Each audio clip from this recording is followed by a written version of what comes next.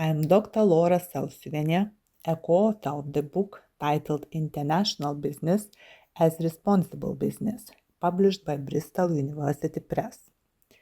My motivation to contribute to this book stems from a deep concern for the current state of international markets. I believe that we are at a critical point where the actions of companies, both big and small, are fueling a cycle of overconsumption and overproduction that is simply unsustainable. My goal is to explore how businesses can reverse this trend and embrace a more responsible approach to their operations. In broad terms, governments, consumers, and investors worldwide are demanding that businesses operate more sustainably, with regulations such as the European Union's ambitious Corporate Sustainability Reporting Directive requiring extensive ESG reporting from international companies starting in 2025.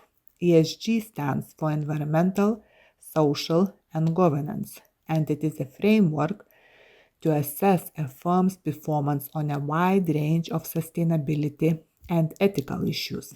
Instead of looking only at the financial performance, ESG provides a more holistic view of a firm's impact and its long-term viability in terms of its responsible operations.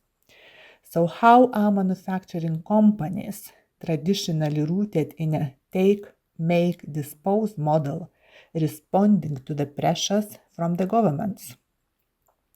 The circular value proposition extends the take, make, dispose traditional model, and it is not just about environmental compliance. It is about unlocking new profit streams and building resilience in global supply chains because it reduces dependency on virgin materials and creates a predictable source of supply. The company needs to think about how to extend its value proposition to international contexts by adapting them to certain markets and extending their take, make, recycle value proposition. For instance, Patagonia's Worn Wear program that persuades its customers to trade in worn clothing and then they repair it, clean it, and sell it on a dedicated website. Also, unwearable clothing is recycled by the company itself. Global supply chains, by their very nature, are designed for linear efficiency, sourcing raw materials, manufacturing, distribution, and end-of-life disposal. Integrating circularity requires a fundamental redesign, and complexity becomes a major barrier. So we can differentiate between two barriers. The main barrier is cost and infrastructure.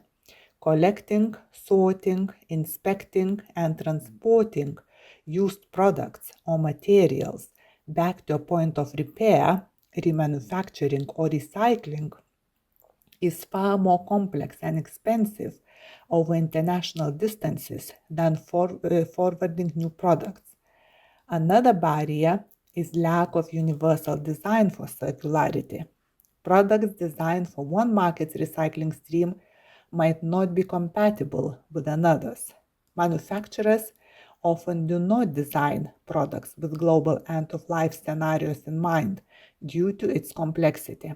For example, in the European Union, there is a law for all electronics products to have a uniform USB-C charger and one charger for one household to reduce waste and be more environmentally friendly, while there is no such requirement in the US or Asia.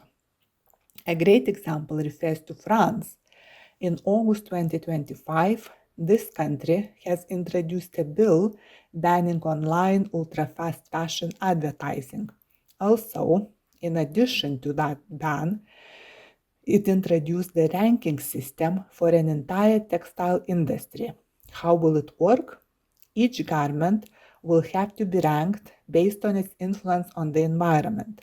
The higher the ranking, the more negative effect the garment has. Based on these rankings, points will be calculated and translated to financial penalties for companies, which will have to pay fines for damaging the environment. However, this is not yet the case in other countries, but they might follow at a later stage. In general terms, our book argues that circular economy and circular values can be embraced by all companies, SMEs and MNEs, because it is not a trade-off, but it is about building ethical resilience at every level of the company's activities. The book provides a practical framework for current and future managers to build this resilience.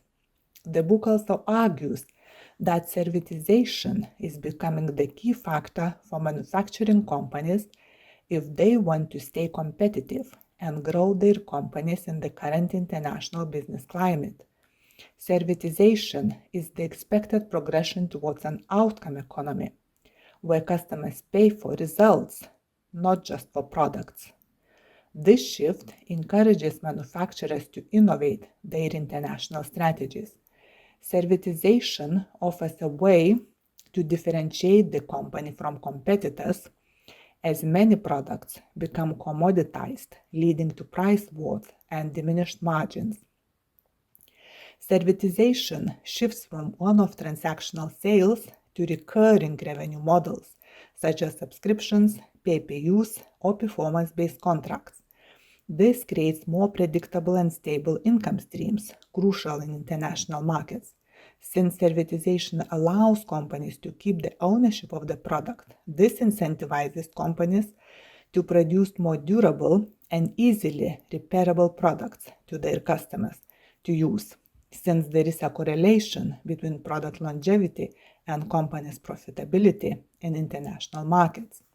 For example, Philips offers so-called light-as-a-service business model, which differentiates it from a traditional model that Philips, instead of bulbs, now sells lights. Light. The Philips company does everything to the customer for a regular service fee, that is, installation, maintenance of bulbs, and disposal of bulbs at the end of their life cycle. Schiphol Airport in Amsterdam, Europe, is one of their clients. Another example is Michelin. This company no longer just sells tires. They sell tire as a service to trucking companies, guaranteeing uptime and optimal fuel efficiency based on tire performance. They monitor tire wear, pressure, and even road conditions, proactively maintaining their tires. This creates a continuous revenue stream for Michelin and operational savings for the trucking company. When we started writing this book, I thought to myself, is it the responsibility of big brands to enforce sustainability standards, not the small suppliers? My thinking is, it is the responsibility of both types of companies, but MNEs have more resources to embrace responsibility in their company. For example, big brands, these are the buyers or focal firms in a supply chain. They have a big economic power. They represent large orders, long-term contracts, and access to global markets for small suppliers.